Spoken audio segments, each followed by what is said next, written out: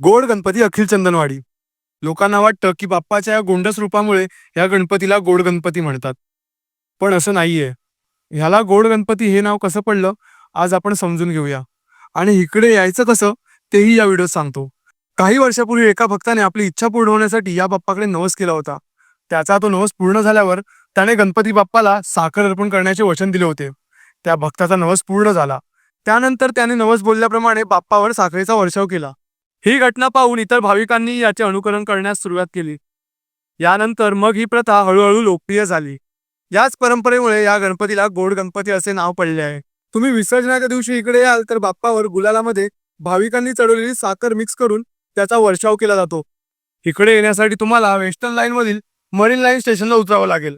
चर्चगेट साईडचा शेवटचा bridge east साईडला उतरा. उतरून लगेचच बाप्पाचा मंडप येतो, फक्त 2 मिनिटात. तर इकडे येऊन बाप्पाचा गोड गणपतीचं दर्शन घेणं बनतंच. भेटू नवीन बाप्पासोबत लवकरच.